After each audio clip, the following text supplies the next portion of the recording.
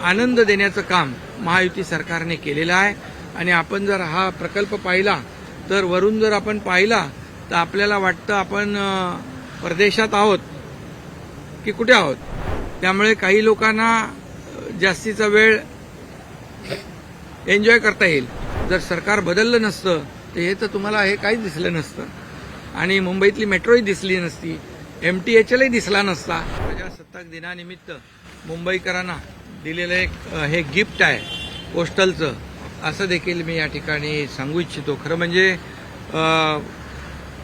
Postal मागच्या वेळेस आपण एका साईडचा केला होता, दक्षिणेकडचा, आता उत्तरेकडचा करतोय। म्हणजे आता थेट सीलिंग ते वरळी मरीन ड्राईव्ह आपण 10 ते 12 मिनिटात जाणार आणि त्यामुळे जे वेळ जो आहे, इंधन जे आहे त्याचं बचत होईल आणि खऱ्या अर्थाने लोकांचं जीवनमान सुसह्य होईल। आणि म्हणून महायुती मुख्यमंत्री महोदयांनी सांगितलं की सुरुवातीला काय झालं, जेव्हा देवेंद्रजी मुख्यमंत्री होते तेव्हा दिल्लीतून लागणाऱ्या सगळ्या परवानग्या कामाची सुरुवात तेव्हा झाली।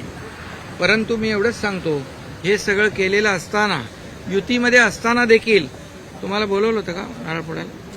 भूमिपूजनाला देवेंद्रजींना बोलवलं नव्हतं।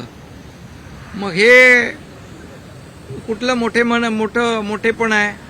आणि म्हणून क्रेडिट घेताना त्याला काम करावं लागतं, त्याला रस्त्यावर उतरून लोकांमध्ये जावं लागतं आणि त्याचा नेहमी फॉलोअप घ्यावा लागतो। आणि म्हणून महायुती सरकारच्या पहिल्या काळात सुरू झालं, दुसऱ्या महायुतीच्या काळात जेव्हा देवेंद्रजी मुख्यमंत्री होते तेव्हा सुरुवात झाली आणि मी मुख्यमंत्री असताना या ठिकाणी याला आणखी गती मिळाली। आता तिसऱ्या टप्प्यामध्ये देवेंद्रजींच्या काळात हा कंप्लीट जो पोस्टल आहे तो पूर्ण मुंबईकरांना समर्पित होईल। मला एवढाच आनंद आहे की मुंबईकरांच्या जीवनामध्ये आनंद देण्याचं काम महायुती सरकारने केलेलं आहे। आणि आपण जर हा प्रकल्प पाहिला तर वरून जर आपण पाहिला तर आपल्याला वाटतं आपण परदेशात आहोत की कुठे आहोत।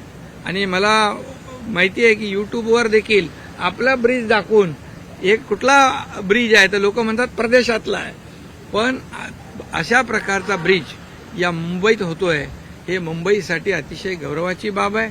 आणि म्हणून याच्यामध्ये श्रेयवाद घेण्याचा आम्हाला काही प्रश्न येतच नाही।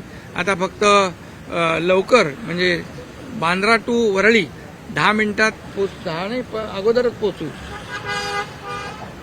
त्यामुळे काही लोकांना जास्तीचा वेळ एन्जॉय करता येईल। त्यामुळे मी एवढंच सांगतो की आजचा जो हा प्रकल्प आहे, हा प्रकल्प अतिशय महत्वाकांक्षी प्रकल्प आहे, अतिशय मुंबईकरांच्या जीवनामध्ये आनंद देणारा प्रकल्प आहे।